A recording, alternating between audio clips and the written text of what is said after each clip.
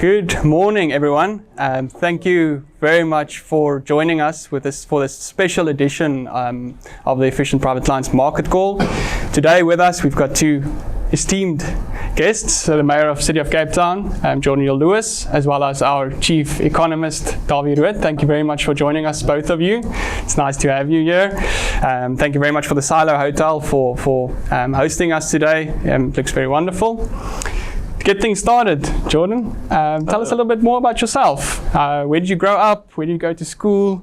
Did you attend university, perhaps, or a college? I must say I did read about you a little bit, but I would rather want you to tell the story. But I did see you attended the college here just up the road. It's not Stellenbosch University, but I mean, it'll do. So yeah, if you can maybe just provide us a brief background of yourself. So, good afternoon, everyone. It's great to be here. Thank you very much, Dawie, for the invitation. I accepted the invitation instantaneously because I really respect and admire what you do, Dawie, in the South African economy and your analysis, and have been following your analysis for many years. So, thank you very much for what you do. Big fan of the group. So it's great to be here. I'm Geordin. I'm the Mayor of Cape Town. As you've heard, I went to the best university in South Africa, the University of Cape Town. Played for the best rugby team, the rugby team that most consistently underperforms its potential. Let's put it that way. At the university, I did a BCom undergrad there and a postgrad in politics, philosophy and economics, and then a little bit later I did a master's in economics, focusing in finance at London University. And then I went to Parliament and was in various shadow ministry positions in Parliament in the opposition benches. Started out in trade and industry, which I loved very much, and then eventually went to finance and did that for a few years. And since 2021, I've been the Mayor of Cape Town. I left Parliament to come to local government because if you cast your mind back to the pandemic, I really felt that for all the years of arguing about economic policy from the opposition benches, the economy was in very bad way. The country felt in a bad way, and I just felt that I had to do something that had more of a direct and meaningful and immediate impact.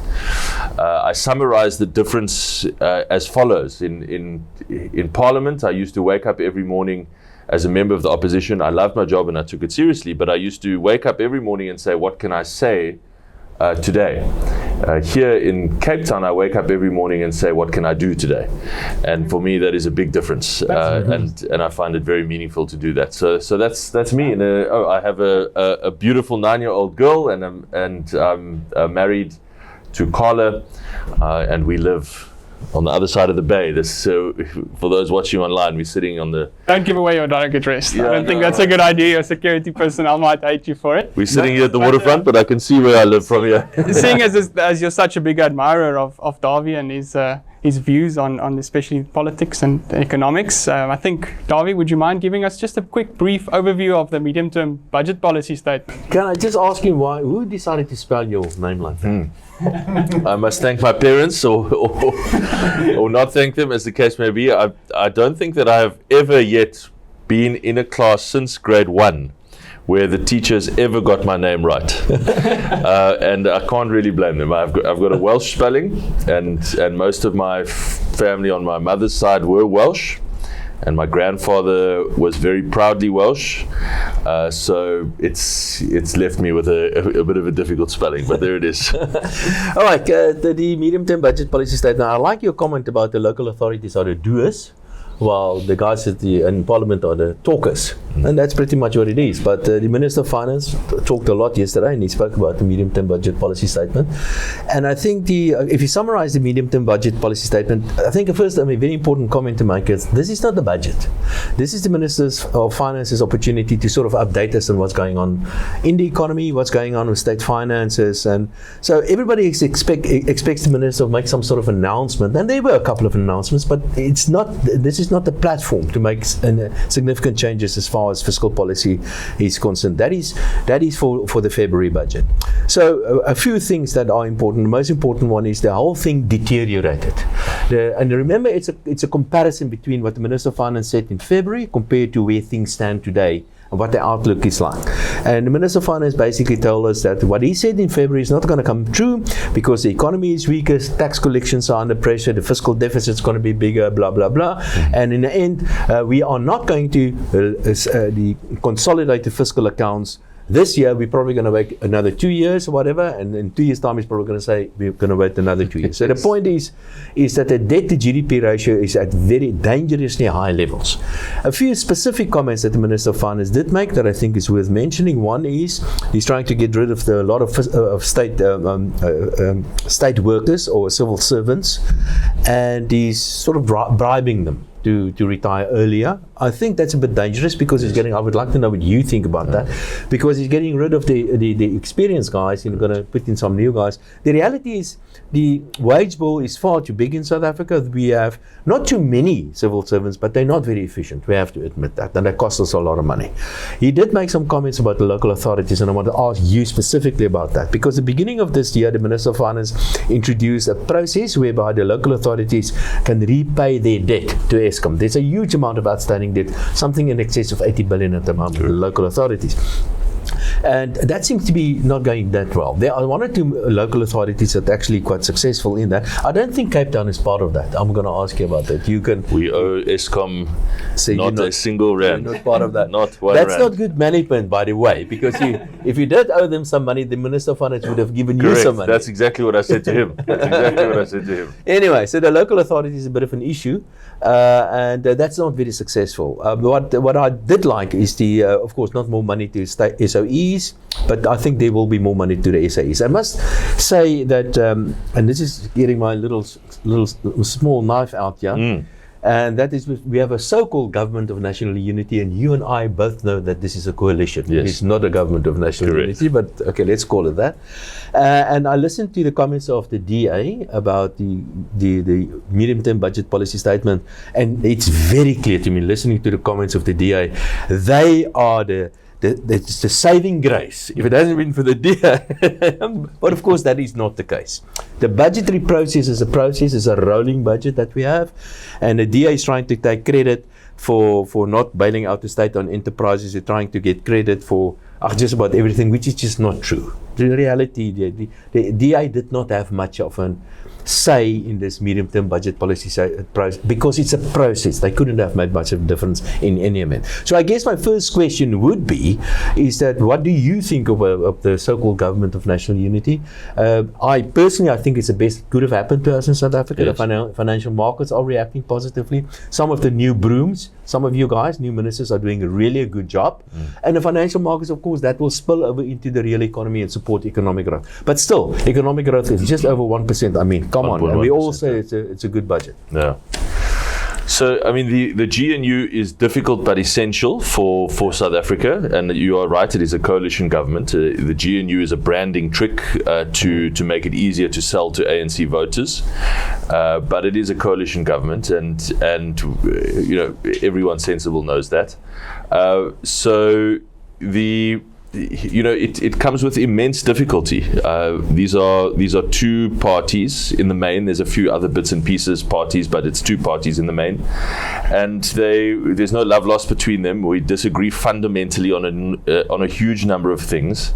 We have a different style of operating internally. We have a different kind of organizational culture. So it's tough, but I think it is the best chance that South Africa has to put right that which is broken and try to build a growing and increasingly prosperous economy. So we have to try to make it work. And what concerns me in these early months is that I still do not think that the ANC and the president and the leadership of that party have properly internalized that it is not an ANC government. And that they cannot continue to operate as if there's been no fundamental change in circumstance between where we were in April and where we are now. And that, I think they are starting to realize that you can't just carry on, but that is going to involve some tough conversations. But the DA is in a very difficult position as well, because you can't get out of it, because what's the alternative going to be? Well, I mean, I think it's important that there has to be a point at which we say we are no longer able to make any positive contribution. It's clear that our views are not taken seriously. If we get to that point, you have to be able to be prepared to walk away if necessary. Otherwise, you really are just there to buttress and support an ANC majority.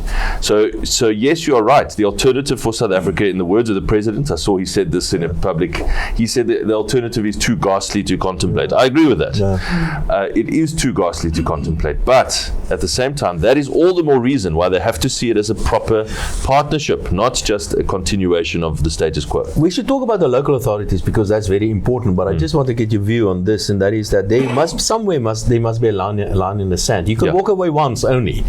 So where is that line in the sand? That's a good question. I'm not sure that I should answer that, and certainly not on the record. But perhaps you should rather ask, where would you draw the line? No, let's ask Helen, maybe. I think that what we've seen already from the ANC part of the coalition government is that they have tried to bulldoze a number of the things that they think are important, and that's a crucial point, to their electorate through the legislative process without consultation. And that takes us closer to a kind of red line position. But I think that every single major issue that we face as a country, whether it be NHI, whether it be Bella, whether it be fiscal contraction and so on, our starting position must be, we must be able to negotiate a win-win out of this. We should not go into any of those issues saying we will only accept an out-and-out victory, otherwise we walk away, because then the government will have very, very short life expectancy. I do just want to make a political point, though, that I really believe a lot of the things that the ANC feels are important are actually not that important to the electorate, even their own electorate. That's true. And they also have to get some proper research and polling done, or get some proper advice, or just look at the results, frankly. Look at how NHI hurt them badly in the last 2 weeks of the campaign. That was nothing that the DA did. It was not even anything that MK or Jacob Zuma did. They did that entirely to themselves. That just about most of what happened to the ANC is self-inflicted wounds. Yes. Let's stick with politics a little bit, but let's bring it down to local authority, because there's this. I don't know what kind of agreements I don't know even if you were involved in the negotiations after the elections in one way or the other. But I guess there's an unwritten rule that we've got a national coalition government on national level, and that means that we should try to work together on local level as well. But that doesn't seem to be the case. Let's see what happened to Celebra, for instance. So we have this constitutional requirement that you must elect a president in 14 days. That put those negotiations under unbelievable time pressure, especially when you set up a meeting for 3 o'clock and the ANC rocks up at 5 o'clock, or they cancel the meeting at the last minute, and so we go. And all the time the 14-day clock is ticking downwards. So the negotiations were under unbelievable pressure. I was there on the morning that the president was elected, and I saw the negotiations were taking place while the meeting was happening. They were still busy trying to finalize the points. So there was just not enough time to get into any meaningful detail in those negotiations. It was a broad principles negotiation. And so there was no agreement up front to extend those things to local governments and agreements on policy issues and so on. So the teams have tried to get into that negotiation, or rather our team has really tried to get into negotiating those things afterwards. But it's been with, as you've seen, very, very limited success, because basically the ANC has taken the approach that now we've got the president elected, we've got the national executive set up, we don't need to extend this agreement anywhere else. And they've used arguments selectively. For example, in Tshwane, they've used the argument that the party that gets the biggest number of votes must be the mayor. And because they got, I think, 2% more than us in Tshwane, they now want to have an ANC mayor. Of course, they used precisely the opposite argument in KZN, where there's now an IFP premier, even though the IFP did not get the plurality of votes. In fact, MK got the plurality of votes in KZN, and so by that argument, MK should govern the KZN province. But they just forget about that. So there's all of this chicanery happening around, and we'll see how it works out in the coming months. It makes sense to me, though, if anyone from the ANC is listening, I hope they listen to Dawie, that if you've got this GNU arrangement at a national level, really where you need South Africa to work is at the city level. So extend that arrangement, get stability in these metros, and get to work. Talk about... Yeah, just on that point, I mean, if we're bringing it back to closer to home, we're privileged enough, well, some of us, to live in this great city. I think it's one of the best cities in the world to live in terms of lifestyle. But like you said, I mean, there's work that needs to be done. How do you see kind of what we'll have to do to maintain infrastructure, especially for everyone moving to Cape Town, semi-migrating, they're calling it, to Cape Town? How will the City of Cape Town manage this influx of people and infrastructure and roads? I mean, there's always traffic in Cape Town. Everyone knows it. What's the plan? How are you going to accommodate this? How are you going to expand and create businesses to support these people? So if we just go back to a national perspective, if you look at South Africa's finances over the last 15 years, what we have done is essentially make a very deliberate and clear choice to prefer consumption spending over investment spending. And so we have got pitifully poor and low infrastructure spending in South Africa. And where you see it most is at a local government level, because when infrastructure collapses, it affects your day-to-day services and your life. And so we have at the moment, so far as I understand, I've only read the papers, but some of you live there, huge sections of Johannesburg and Gauteng out of water, not because there's any water shortage, but because you have wide-scale infrastructure collapse now. That is I think the biggest issue and the biggest thing I was looking for in the budget yesterday, or the mini budget yesterday, was infrastructure. That is the way that we keep up with that pressure. You have to keep investing, and you have to make sure that you're investing at least as quickly as your population is growing plus inflation. Otherwise, you're actually falling further and further behind. Even though you might be spending in nominal terms, you're falling behind in real terms. So one of the things I did was make sure that we now have a budget rule in place in the city, that our infrastructure and maintenance budgets will grow each year by inflation plus 2.8%, which is our population growth rate in the city. That way I can feel assured that at least we are keeping up. We might not be getting ahead of the pressure, but we're keeping up with the pressure. And so we are really accelerating massively with infrastructure spending. I had the huge blessing, and I give credit to the mayors that came before me, I had the huge blessing of very low debt in the city, or almost no debt basically in the city, and so there was fiscal room to accelerate infrastructure spending, which we are doing. And that's where I've just come from actually this morning, looking at construction sites. But so that is the way that we keep up with that pressure. We have to keep investing and keep spending.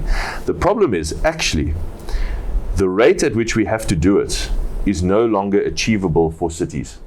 Mm-hmm. We can just about get there. Just about, but actually not. Johannesburg has no hope. If you look at, they're spending 57% of their budget on salaries. What's your percentage? 32%. Yes. It's quite a stark difference. Yeah. So they have no hope of getting to the level of investment necessary. Mm-hmm.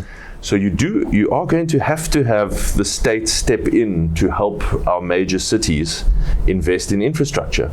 And my call to the National Treasury, to the Minister ahead of this and ahead of the main budget, was just one thing. I know there's a million pressures, but if you want South Africa to work, you cannot have Joburg collapsing. Focus on infrastructure. Well, if you talk about Cape Town, there are four things about Cape Town: the winelands, the mountain, the sea, and the harbour. Yeah. And the harbour, and the Cape Town harbour hasn't got a very good reputation. Yes. And I know the DA has been pushing to try to get the harbour actually for I think the provinces to take over some of that infrastructure. Or is it the cities? Well, it doesn't really matter. Essentially, it has to go out for private management. Yeah. It's just about concessioning the harbour for private investment and management. And yes, this is the worst performing, right there, we're sitting next to the harbour, it's the worst performing harbour in the world, according to the World Bank. Yeah, I saw that. And I did this little executive leadership course at Harvard last year, and I was there with the mayor of Long Beach, California. And I remembered the name Long Beach, California, because last year it was the only city in the world that had a harbour below ours on the World Bank ranking. So I went to him and I said, you are the worst in the world, your harbour. And I'm afraid this year it turned around. Cape Town is now the what worst. What happens? So it is completely unacceptable. I actually yesterday evening had a meeting with the Minister of Transport. The new minister is Barbara Creasy. I've met with the Transnet's new chief executive, Michelle Phillips. She's doing a good job, by the way. She is doing a good job. She is doing a good job. All of them agree that Cape Town will follow the same route as Durban. They will introduce private management of the harbour. And now my message is just do it soon rather than later. At the moment, they're still entirely focused on Durban. And I understand that 60% of South Africa's import-export trade goes through Durban. But for the agricultural industry, 55% of South Africa's agri-exports go through this harbour. So this is crucial. And we cannot allow it to continue to fail for another 5 years. The relationship between especially the big metros and the provincial authorities. I think the point I'm trying to get to, do you think there's a future for provinces in South Africa? I know the ANC mentioned that we should have fewer provinces in South Africa. Should we have provinces at all? Oh yeah, definitely. I don't think provinces are going anywhere. Even if you wanted to reduce the number, it's a politically impossible problem for the ANC. When you already have rapidly declining electoral support, and now you have to tell thousands of your cadres that they can't have jobs anymore because we're doing away with this entire sphere of government. That's never going to happen. So that's that's just a very high improbability. But in any case, we have a great working relationship with our provincial government, and they do a lot of excellent. This is a high functioning healthcare system. The two most important things that provinces do is the public healthcare system at a tertiary level. Yeah. We do community clinics, but everything above that is the provincial government, and they do the education, the public education system. And there is a lot of scope for them to get things right. Of course, the one huge problem is that they are entirely reliant on the national state for revenue.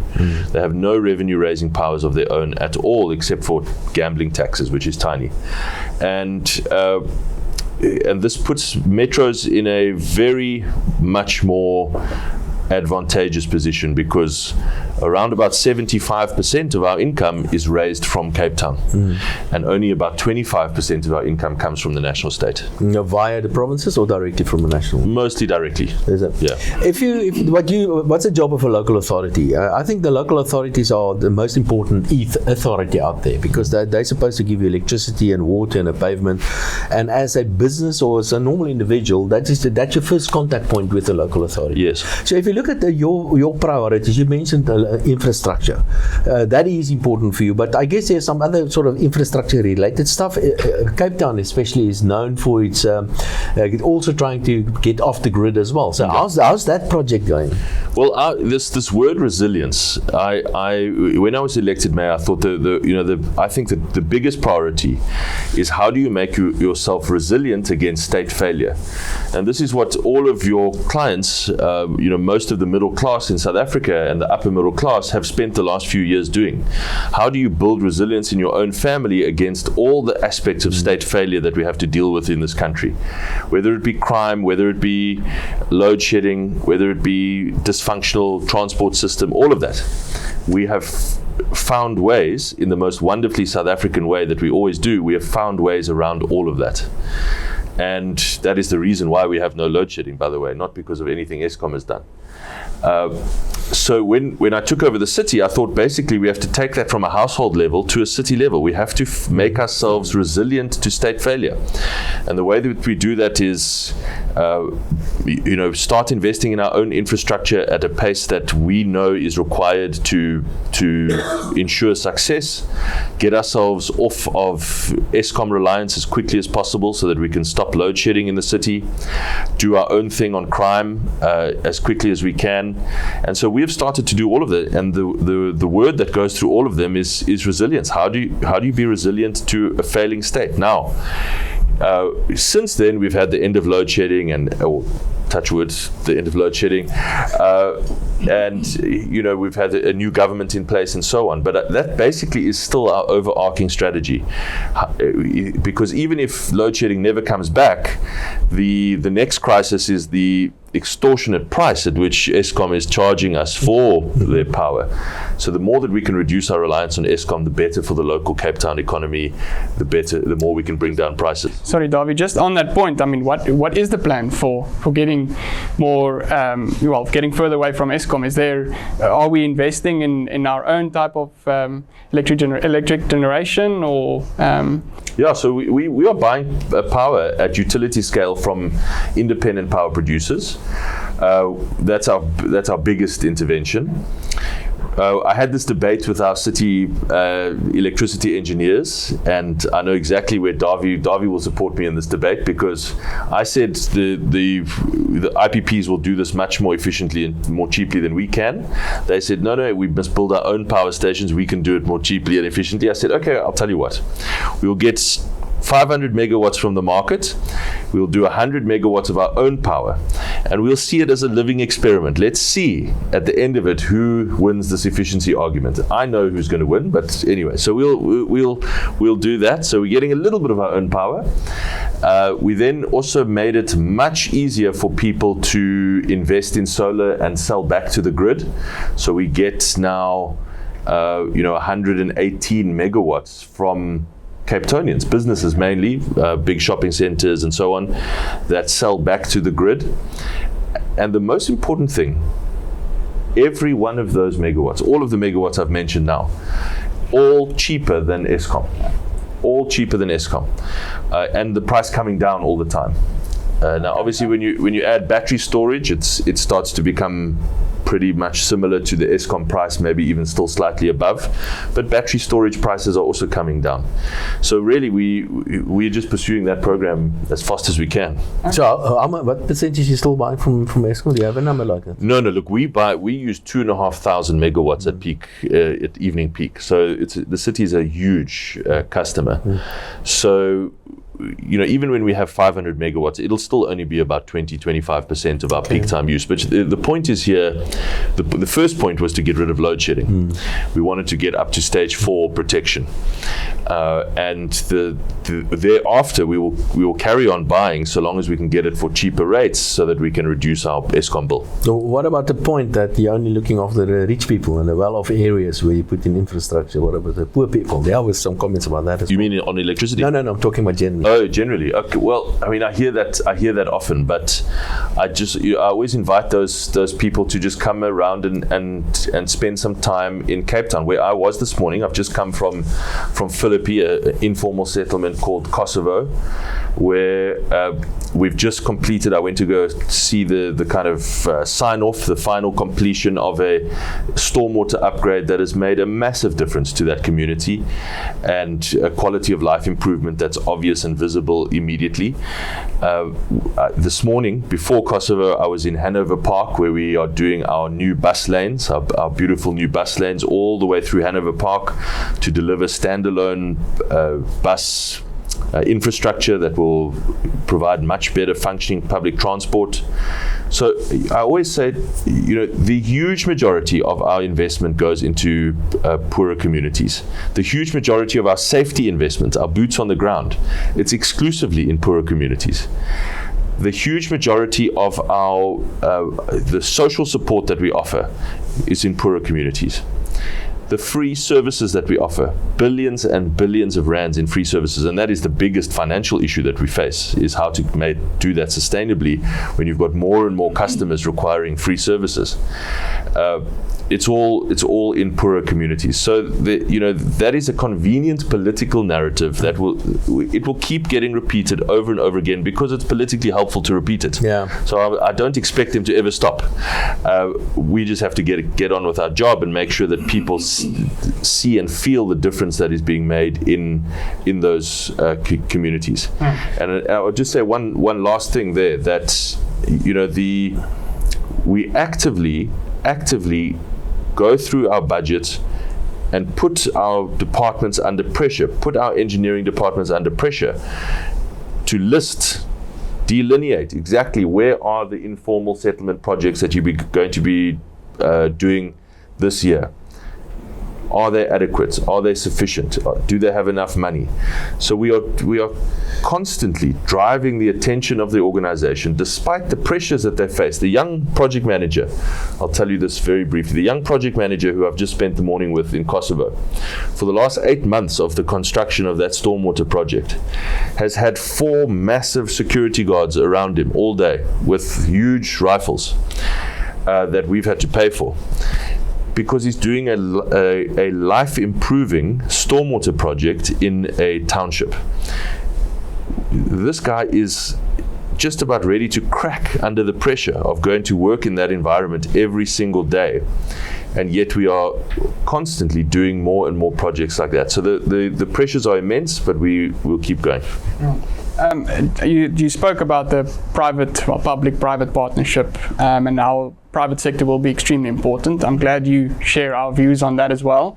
But how will you encourage further participation of the private sector in providing these services, and especially on international scale? I mean, South Africa only has X amount of money. Yeah. So how will we get international investors and international money into local government projects, for instance, the harbour that we're looking at the moment?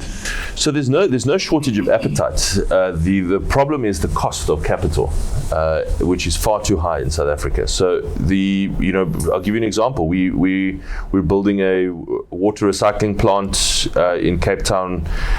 We can't fund it on our balance sheet. We've gone to market. We had a huge interest in funding that project.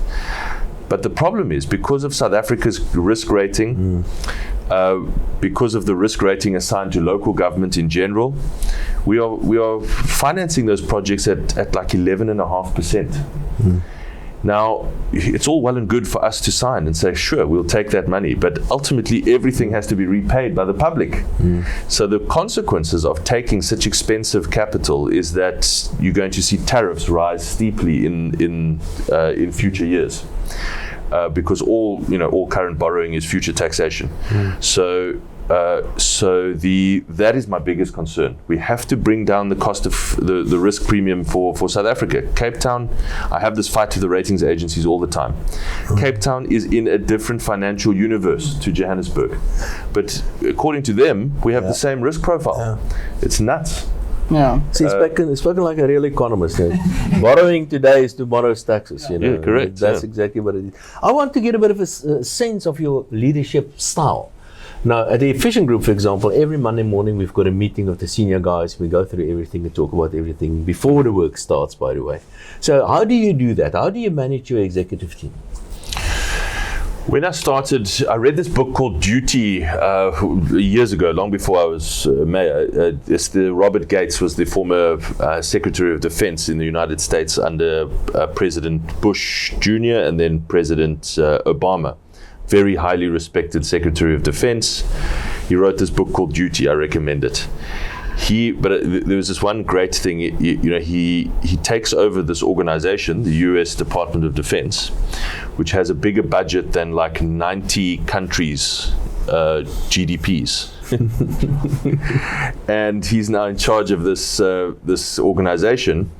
And he just makes this really simple point: you have to focus. Like you're not, in the time available to you, you are not going to be able to do everything as much as you would want to. But don't be arrogant enough to think that you're going to do everything. So just set a short list of priorities. So I set a short list of priorities all around the resilience I spoke about earlier. We meet with those respective teams once every 30 days. And it is what we call a dashboard meeting. We look at the progress that you've made in the last 30 days. We look at what we call blockers. What has held you up? How can I help personally to remove those blockers?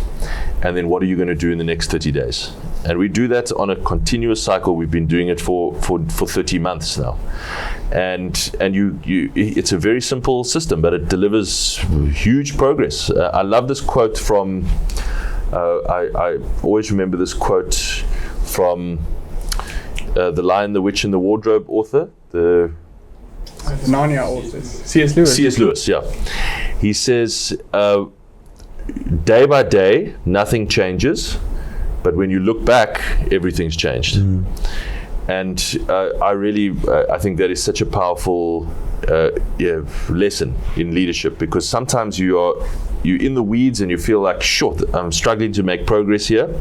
But actually, when you look over a 6-month or 9-month period, you actually see you've made a lot of progress. Are you actively trying to get big business to move to Cape Town? Do you have some program in place to attract big business? We have an investment team. It's not something that I spend a huge amount of time on. They call me in if they have got a potential deal that they think I can make a difference to securing.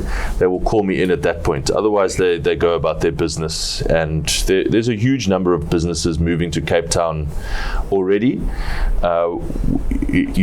We would love to have more manufacturing businesses, and we'd love to have, obviously, tourism growth is a huge focus for us, because, as you well know, the problem in South Africa is being able to absorb low-skilled or unskilled work. And manufacturing, business process outsourcing, and tourism are great industries for absorbing that kind of unemployed person. I'm just thinking there's a company called the Efficient Group in Pretoria. There you go. There, no, I'm just seeing if there's some sort of incentive. Can have a chat afterwards. You briefly spoke about the U.S. Department of Defense. They've got the elections coming up in a few days. Do you have an opinion on that? What do you think of both candidates?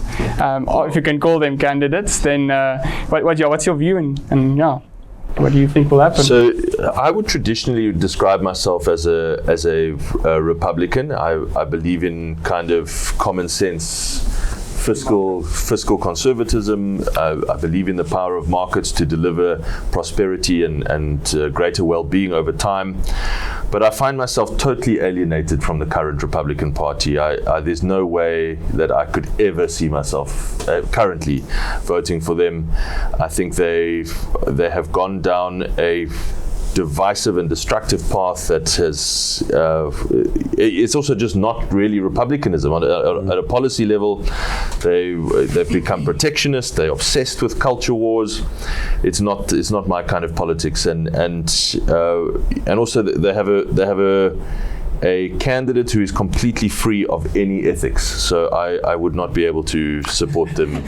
That's not to say, by the way, that I'm at all excited by his opponent. Mm-hmm. It's just that I always think about it like this: like, if I was running a business, or I am running a city, would I trust Donald Trump to run with any position of responsibility in my city government or in a business or whatever? The truth is, I would not trust him to run the biscuit committee at my local church. So no, I would not vote for Donald Trump.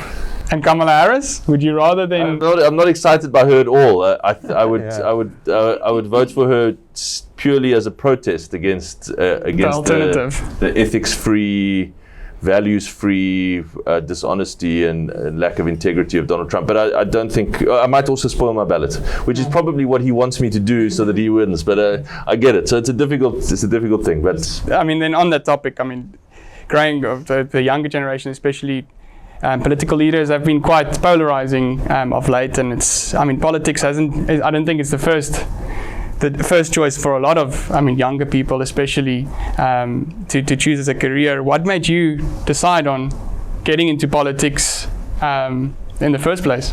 So I don't come from a political household, but I grew up with a single mom. She was a nurse, and it was I think a socially aware household. We talked about what was happening in South Africa in the early 2000s when I was growing up, and it was a fascinating time in South Africa. If you cast your mind back, the Mbeki presidency South Africa's economy was growing fast, but there was a lot of unhealthy re-racialization of politics in South Africa.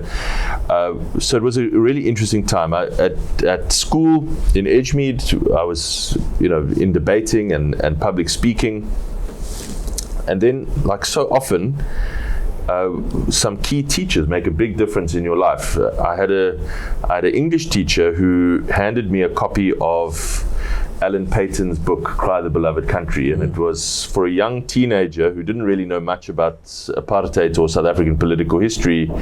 It was like a kind of explosion, a mental explosion. And I remember probably from about the age of 15, just reading anything I could get my hands on about South African politics. Alistair Sparks, Rian Malan, you name it, and just loved learning. Okay, so it came from a very young age, your interest in politics. And then when I went to varsity, I found this most weird thing, that there was only the ANC Youth League on campus. Remember, this is 20 years into democracy. No, this was a bit less than that. Say 12 years into democracy.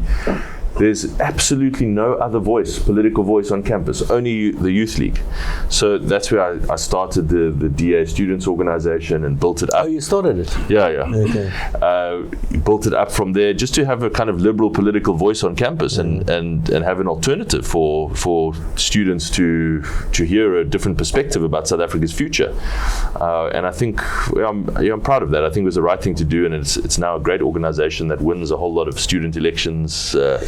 What's going to happen if you get a call from the president tonight and he says, "Listen, one of my positions in cabinet came open. Would you mind to take it?" Will you take it? If it's a meaningful position where you can do real change. Not every cabinet position is like that, by the way. There's a lot of them that are actually very fluffy and superficial. But if it is one of the ones where you can really change things, I am not interested in being in politics just to go and cut ribbons. There's a lot of other cool things that you could do in life, and I might still do some of them at one point. But if I'm going to be here, I'm going to make use of every day to try and do something important. So if there was a chance to do that, yes, I would take it. I look at the numbers. I see what's going on in terms of per capita GDP and economic growth and all sort of stuff. And you know the numbers. I mean, we've got massive levels of unemployment in South Africa. We've been getting poorer for most of the past 15 years. Correct. We will get poorer this year again on a per capita basis because the economy is not growing. We're in a kind of a political transition phase. I think the ANC lost big time, and we have to give credit to the ANC for accepting it. I mean, they accepted, so make me think that we sort of a mature democracy, really only today. But how do you see the future of the country, of the city perhaps? Maybe we can start there. And how do you see the future of the country? Is the government of national unity going to survive? Is the economy going to start picking up? Is there a future for our kids? I'm determined that there must be a future. I'm very confident. Let's start with the city. I am very, very confident of Cape Town's future because I know that we are doing the things now that are building blocks for future success. We are not going to have the infrastructure collapse that you see in other cities. We will not have it because we are doing the investments now to make sure that it never happens. We will not have the water shedding. We will not have load shedding come back. So we will be set up, I think, for a really strong run. Of course, we will still face huge pressures because people are coming here at a rapid rate because they know that there's opportunity here, and that puts the city's finances under tremendous pressure. But I'm very confident that Cape Town's future is strong. The country, I am much more confident that we can actually deliver meaningful growth, but it has to get well above 2%. I mean, everyone is talking about us, the kind of measure of success for the GNU would be 2%. But that is barely delivering any per capita growth at all. So you really have to do much better than that. We cannot be satisfied with 2% economic growth. I mean, that's slower than, what is the US economy growing at? 3.6 at the moment. So, the most developed economies in the world are growing faster than us. I've just come back from India where they're growing at 9.7%. That's crazy. That is extraordinary. Must be nice. Extraordinary. So we have to do better than that. And that is going to require several years of deep institutional reform, very difficult political decisions like harbours, like public sector wages, and it remains to be seen whether we can actually get those deep reforms through to completion. But if we can, I am confident for South Africa's future. I do think we can deliver 2% plus economic growth. No, we need 4, 5, 6%. Yeah, correct. Let's. 1.1% is absolutely unacceptable. But let's get to 2%, and then we'll talk about 3%, and then. I mean, if it's going to happen, it's obviously going to be the younger generation that has to make the kind of mind switch to say, listen, we're going to stay in South Africa. Yeah. We're going to build a future here, and we're going to build businesses and support, and in that way grow the economy. It can't just magically happen, and the government will certainly not be the one that will be the key behind economic growth. So what would your kind of best advice be to young professionals? How can they equip themselves to make a living in South Africa and to build businesses? What advice would you give young individuals? So I think I can't be a hypocrite and not give advice that I wouldn't give to my own daughter. My daughter's 9. She, in 10 years' time, I get emotional thinking about that, but very soon she'll be a teenager and thinking about what comes after that. I will not tell her that she must stay in South Africa. I will tell her that there's opportunities all over the place. Go and have fun, explore the world, see what opportunities are out there, and if you find something here that you're passionate about, do that, come back maybe. By the way, I see a huge number in my inbox, gets a huge number of people coming back to South Africa and to Cape Town. So that's great. I really do think a lot of people are coming back. So I'm not going to be one of those guys that says, young people have to stay. I hope that they would consider, I think this is important. It's really tough to attract people to a career in the public service. But the fact is that we will not fix South Africa unless we have a more professional public service. And I would encourage them to at least consider spending a few years as an experiment in the public service, seeing if they like it, seeing if they're passionate about it. In Cape Town, we will pay for their university studies if they study engineering, data science, environmental science, all the things that we need. So we will actually help them pay for it if they will come and work for us. If they go to UCT, obviously. And only if they. No. I've got UWC, UCT, and CPUT. Okay, so Marties is not on there. No. Marties is. Okay. Tell me, do you have free Wi-Fi in your city? No, we do not. Is there a plan for that? And No. I've got a reason for asking that. No, we do not have a plan. I'll tell you what, we have Wi-Fi at all of our libraries and clinics. And what I love seeing, if you drive through any poorer neighborhood in Cape Town, you will see a small group of youngsters clustered outside the fence of the local library. And the reason they are there is not to read books. They are there because it's close enough to connect to the Wi-Fi. And they stand there all day scrolling through TikTok on our Wi-Fi from the library. But we don't mind that, whatever. But we don't have plans to roll it out further than that because the market rolls it out quite efficiently. Yeah, but the reason why I say that is because economic activity, and that's actually coming back to your point earlier about your daughter as well, that economic activity is becoming more cloud-based. It's becoming more digital stuff. It's becoming more service-orientated. And it really doesn't matter where you are. You can be anywhere in the world. And I think Cape Town is one of those excellent examples where you can international migrants come and work in South Africa as long as they've got a good internet, or in Cape Town, correct, a good internet connection. There are many but of them already. In future, you will just need a Starlink terminal, and you can have super fast internet wherever you are in the world. So you know, up until very recently, I actually cancelled these projects a couple of years ago. Government was still laying fibre to our facilities. And fibre is basically completely obsolete now. You don't need fibre. I want to ask you a personal question. I mean, I've got a sense, I can just say that before you were a little bit earlier, which is very unusual for a politician, I can just say. You were a little bit early, but you were sitting in a car and you were busy working there, and some of your people came out and we spoke to them, and it's clear that you are very busy. And talking to you now, it is clear that you've got your finger on the pulse of the city. So you are very, very busy. How do you keep up with all of this? You must have a support system somewhere. Is it your family? Yeah. How do you, it must be tough. So it is tough. You're right. I think it's probably the toughest part of the job, if I'm honest, is to make sure that I balance, make sure that there's enough time for the family, make sure that I see my wife and daughter enough, and still keep my finger on the pulse of everything that's going on in the city. I try to be quite disciplined about that, but I probably still need to improve some more. And you're right, it does require a brilliant office, which I have. Some of them are here, and they manage my schedule and do all of the planning and so on.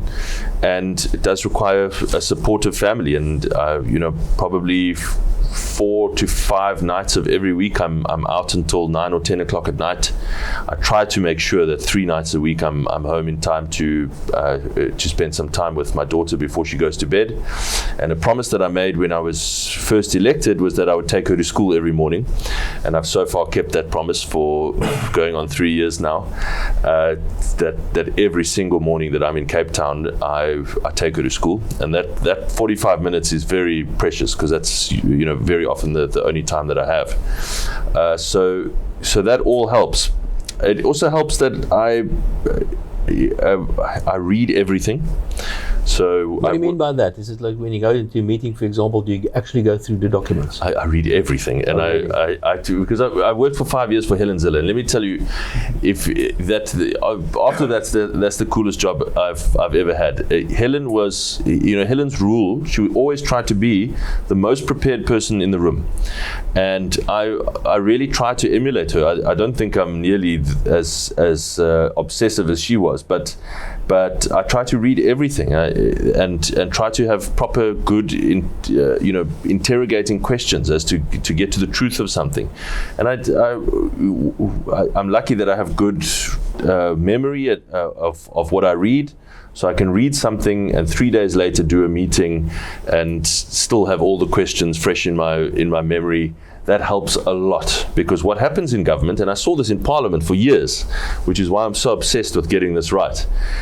The department comes and they do a PowerPoint presentation, death by PowerPoint, and the PowerPoint presentation will basically tell you that nothing is wrong.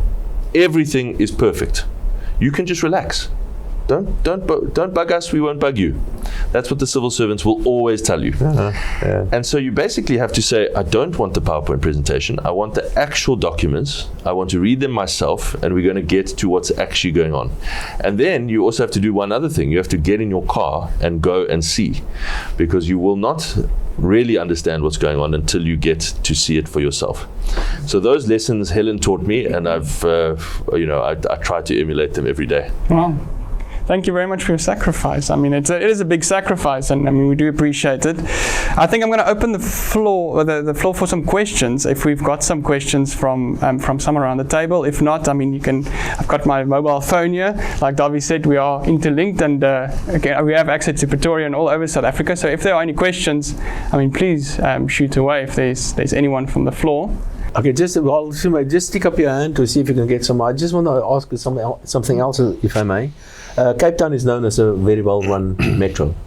Do you get some of the other majors coming and contacting you and calling you and asking you to give me some advice how to run? Sure, yeah. city? We've taken the approach that everything is open source. We are interested in the success of South Africa. Obviously, we're obsessed with the success of Cape Town, but I want the whole country to succeed. So anything that we can help with, we do. You know, when Celia was, I'm a huge fan of Celia. And when they were in a deep financial hole, we sent our CFO and their team up to help them.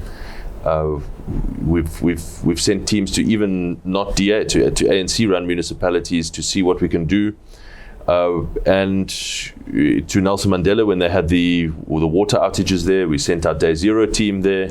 So we really always try to help.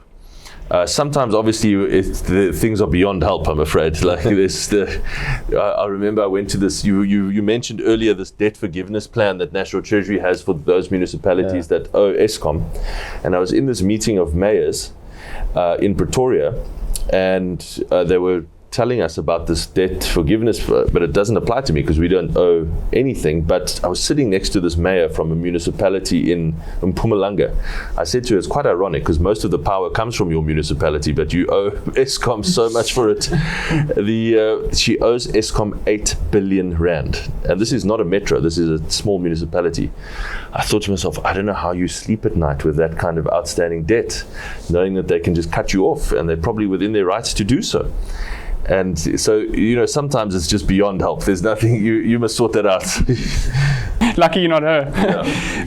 Yeah. I think I'll close up. I always like to close up just on a positive note. I mean, we've spoken about a few national things, and obviously South Africa doesn't have a shortage of problems and challenges that we've got on the horizon. But what makes you most excited let's talk specifically about Cape Town. What's got you the most excited about the next, let's call it 5 years? Is there a specific project, if you want to highlight that, or what are you most excited about? What are you most positive about?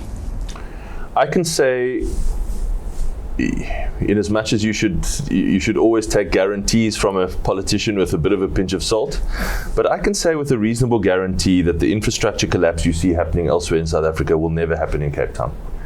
And I can say that because I know what we are doing on the ground in Cape Town to make sure it never happens. And that excites me because at some point that differential is going to play significantly in our favor. We increasingly a desirable place on the global stage. Tourism is growing strongly.